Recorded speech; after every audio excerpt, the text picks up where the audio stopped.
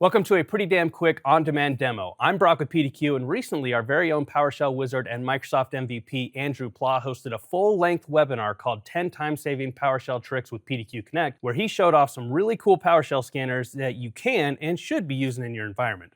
But in a world of YouTube Shorts and TikToks, many of us don't have the attention span for a full-length webinar. So today, I'm going to condense all that glorious information into this bite-sized video. And no, I'm not just stealing Andrew's hard work. The technical term is repurposing. I'm repurposing Andrew's hard work. Please don't tell Andrew. Let's get into it. All right, here we are inside of PDQ Connect. Now, PDQ Connect is great because as soon as your device drops into PDQ Connect, we're going to start collecting a ton of information. That's hardware, software, system information. A lot of great, juicy details that we can then use to organize your devices into groups, into reports, things like that. However, we don't collect everything because everybody's organization, everybody's environment is unique. So we give you the tools to be able to do that yourself. And that's where the PowerShell scanner comes in, because PowerShell is super, super powerful, right? It's in the name. So with PowerShell, you can actually go to your device, collect additional information that's maybe unique to your organization, pull it back into Connect, and then start building out, again, stuff like your groups and your reports and things like that. So first, let's take a look at our scanners themselves. We'll show you how to quickly build one before I dive into all the various scanners. Click Create Scanner. We'll give this a name, Test Super Creative. And then we are going to select a PowerShell scanner, right? We have a couple of other options here. You can do a files and folder scanner. You can do a registry scanner. I like the PowerShell scanner because the PowerShell scanner can grab everything. Files, folders, registry, WMI, doesn't matter. Once you select PowerShell, this is where you're going to import your PS1 script, your PowerShell script, or you can actually just build it out right here in the window. Then at the end, when you're all done, you're ready to test your script, and I'll show you what this looks like. You select your device, you validate your script, you save it, and then that PowerShell script is ready to go. We'll come over here to devices, and I'll show you where you can actually find those details. Let's click on Fleetwood Mac. We'll come down here to PowerShell. Let's take a look at Get Important Events. And here you go. So when we run the scanner, this is where all that information is going to be collected. And then again, once that information is here, we can start building out the groups using filters. We can build out the reports using those same filters. All this information is in there for us now to use and manipulate. So let's go over these 10 PowerShell scanners that Andrew Pla built that I'm taking advantage of, and we'll show you what each of those does. And then you can actually go and find the details down in the description down below where you can actually find those scanners for yourself, upload them into your own PDQ Connect agent, and you're good to go. Back down to scanners. Here are the ones we're going to show off. We're going to start off with the Get Important Events. Give that a click, dive into here. Now, because this is a pretty damn quick on-demand demo, we're not going to dive too much into the nitty-gritty about each script. We're just going to briefly review them, show you kind of what you can expect, and then move on to the next one. So here we are getting important events. We are selecting both critical and error events. You can see that we're using the Get-WinEvent commandlet here. Here is my device that I'm targeting, Cocoa Pebbles. And then I'm going to go ahead and validate this. So I'm going to run the script against there, see what returns. This is what you're going to do whenever you build out a script or a scanner for the first time. You're going to want to validate the information, make sure what you're expecting to return is actually what returns. Okay, here we go. We've got some event IDs, we've got a provider, we've got a message that will give you more information about that specific event, when it was created, as well as the level. That's going to be level 2 is going to be your errors. Level 1 is going to be your critical events. It's important here, we have an option here to change the data type of these things. By default, PDQ Connect is going to try its best to match the data type to what is being returned. But again, PowerShell is super powerful. It has a ton of different ways it can return information.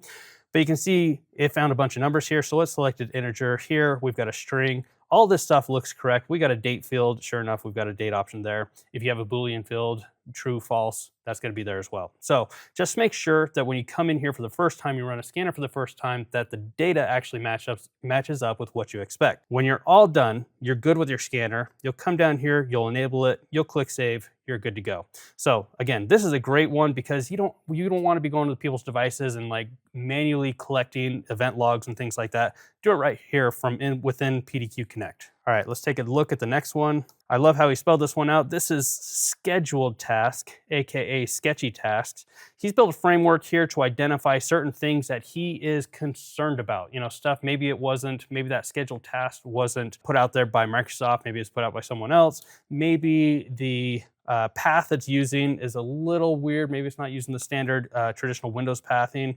So there's certain things in here that this is going to collect. Again, with all of these scripts, please go in here and make them your own, right? Use this as a baseline, use this as a template, build it out how you want to from there. Again, we've got Cocoa Pebbles here. Let's actually pick on someone else for this one. Pick on Fleetwood Mac. We'll run that script and see what returns. And there you go. Here's all the data that were returned. Again, these are going to be those scheduled tasks. Here you can see this is a non-Microsoft path. That makes sense because it's from Adobe. Adobe's kind of sketchy, but it's probably not too bad. So again, this is not something that you are going to be going to your devices and looking at their scheduled tasks very often. However, there's stuff that can hide in your scheduled tasks, pop-ups that pop up that could be put onto your system. So this is a really good way to just be able to kind of look and monitor things that you're probably not looking for and monitoring by default. Now, something to be aware of is that the PowerShell scanner, because it can return so much information, we do have a limitation on how much data can be returned. There is a 100 row limitation as well as a 36 column limitation. So if you are expecting a ton of results, make sure to go through, filter them first, maybe set some caps on how much data is returned. That way you're actually getting the information you're looking for. All right, let's take a look at the next scanner. We've got checking certificate health. Some people ignore certificates. Other people, certificates are a huge deal for them. You know, they kind of exist on all Windows devices. They should be something that we monitor. A lot of times they just kind of take care of themselves unless you've got a big CA that you've set up and you manage these things with. So we'll go ahead and run this one. This is looking at the various certificates in your certificate store. Again, kind of give you your friendly name, your pathing as well here, and your thumbprint, your serial number. Again, a lot of good information that is so quick and easy to return, and then you use this information to build out a group. Maybe you're looking for a specific certificate to see if it exists on your devices or not. You build a group and all of a sudden you're filtering for a specific certificate.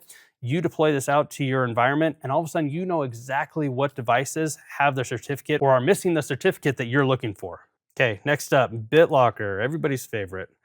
This one, I love this one because he just kept it so sweet and short and simple. He is literally just running get BitLocker volume. Okay, we'll run this script. This is just going to return that information for BitLocker, whether it's enabled, whether the service is running, things like that. Again, this is stuff that you should be aware of in your environment, and there are some other ways to make sure that BitLocker is good in your environment. But you can see this one is not enabled. This is all test environment stuff, so I don't have it enabled on these machines, but hopefully running this against your devices, you actually do have it enabled, and it'll give you all the information for BitLocker on those devices. Okay, next up. This one's my favorite. Monitoring battery health, okay? Nobody wants to give their CEO a laptop with a spicy pillow, okay? Things are just gonna end badly if you do that. This is a great one to run against your devices. In fact, I've got a specific device because most of these are virtual machines. All right, I'm gonna target Harmony. This is actually a physical machine. And this is great because I actually don't know what the battery health on this machine is. It's an older machine, so it might not be great. This could be pretty scary. Okay, C's get degrees, B's are better, D's are bad. That's what we're pulling up here is a D on this battery health because this is the design capacity. This is the full charge that it currently gets, which means that out of 100%, this is currently at a 68.37. Again, this device is probably like 6 years old. You would not want to give this device to one of your users. The battery's going to die like crazy on it. And again, it might just go bad on them. So this is a great one. Again, the information in the actual script itself, super easy. Again, customize this however you want. Return whatever data you're looking for. Here you can see that we're using a PS custom object, and we always recommend when you're dealing with PowerShell scripts that you use a PS custom object to return exactly the information in exactly the format that you want it to return. Okay, let's go to the next one. We have our mapped drives. Map drives, you know, if you are maybe you've moved to the cloud, maybe you're beyond map drives, maybe you're using OneDrive, maybe it's not a big deal, but we still have a lot of people that are on-prem, they're using network drives. So let's go ahead and run this against one of our, we'll go back to Fleetwood Mac, because I think, actually no, Harmony I think does have a map drive on it. We'll click Harmony, we'll run a script. Again, most of these are virtual machines, so not a lot of map drives going on here. But again, there's a lot of you that do have environments where you rely on map drives a lot. You might get a lot of calls from users who's like, hey, I'm missing the X drive or the Z drive or whatever. This is gonna give all that information to you. Here you can see I do have a map drive. It is the Z drive. I'm actually cheating here. This one's just pointing to a local share folder called scripts. But there you go. This will return all that information. If you had a whole plethora of map drives, all of these would be listed here as telling you what user actually has a map drive as well. Now we're kind of giving you a 2-for-1 here. Andrew Pla is so nice. First, we're going to take a look at VS Code extensions. This one's huge because this one just recently made the news because a GitHub developer actually had a malicious VS Code extension installed on their system, which actually gave bad people access to a lot of private repositories on GitHub. So managing these VS Code extensions is huge. Okay, it's not something that most people think about. They're like, oh, a bad application, whatever. But VS Code extensions, they kind of like turn a blind eye, and you definitely shouldn't be doing this. This is a super simple script. As you can see, it is only 15 lines long. It is literally just checking the VS Code extensions path right here. We'll give this a run on Fleetwood Mac, because I believe Fleetwood Mac has some VS Code extensions installed. And there you go. They got quite a few of them, actually. You can see the user they're under, as well as the information about the VS Code extension itself, the publisher, the name, the version.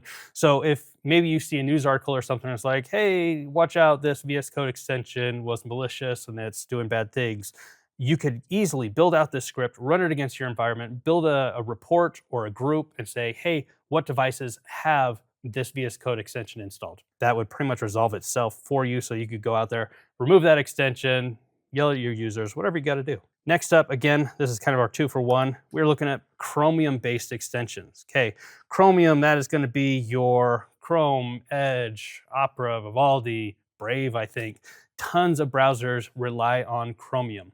And so we want to actually monitor for Chromium extensions. They're kind of ones like VS Code extensions. We kind of turn a blind eye to it, but there are a lot of bad extensions out there. Definitely something you want to keep an eye on. We'll run this one, see what it returns.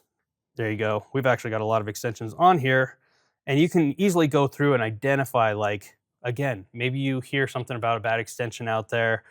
Maybe someone thought that they were getting an ad blocker and they got something else. You can pull back this information, build a group, build a report, filter out for that information, that data that you're looking for, and immediately pull it back inside of PDQ Connect. Okay, now validate configs. This is a good one. This is one that I really want you to customize yourself because you're going to know the configuration that you're looking for. There's a few things that we set up here. That's going to be things like if BitLocker's on, if firewall's enabled, stuff like that. So we kind of put in like a starter, an introductory framework. Go in here, customize this for yourself, and make sure that everything in your environment is built out the way that it should. Everything's configured correctly. Here you can see we're kind of grading things on a pass or fail, true, false. One of the things we did not pass was that this is looking to make sure that there is no local administrators outside of an approved group, and that is false. So we do have some shady characters as part of our local admins group. You can also see that BitLocker is not enabled on the devices. That failed as well. So again, there's only a few options here, but go through and add your own. That way you can run it against your device and exactly like checkbox, like, hey, is this on here? Is this enabled? Is this done? Is this service running? That takes care of it for you. Coming down to our last couple here, we got check Windows Defender. This is just going to check your Windows Defender status. It's going to do things like make sure that antivirus is enabled, your real-time protection is on. Again, pretty simple. You guys get the idea. You want to make sure that Defender is doing all the things that it should be doing for those of you that are using Defender. And last up, we've got up here at the top, secure boot status. At the time of recording this, literally the certificates for secure boot expire here in like a week, the end of June. So this is timely. If you don't know what's going on, definitely use a PowerShell scanner to monitor your devices to see if they've already got the updated certificates for secure boot. I'm gonna run this against, sure, we'll run it against Fleetwood Mac. We'll see what that returns. Okay, so it's returning things like the allowed signature database, the key exchange key check, as well as the UEFI certificate authority status is updated. And it also has in here the last boot, which will tell you, because when you get the updated certificates, it's actually going to require a restart. So if you have a pending restart or it hasn't restarted in a while, that could be why maybe things are showing up false when actually the device should have everything good to go. So there you go. That is going to knock that out. PowerShell scanners are super great because you can take all of that information, you can build out groups, you can build out reports, you can impress your friends and your neighbors. You'll be the hero of the town. All good things. Use the PowerShell scanner however you want because, again, like I said, we have a ton of great information inside of PDQ Connect, but we don't collect it all because you guys have unique organizations, unique environments. You guys know what data you need to collect to make sure that your devices are good to go and healthy and secure. Okay, that is going to do it for this pretty damn quick demo on demand for PDQ. I am Brock. Thanks for watching, everyone.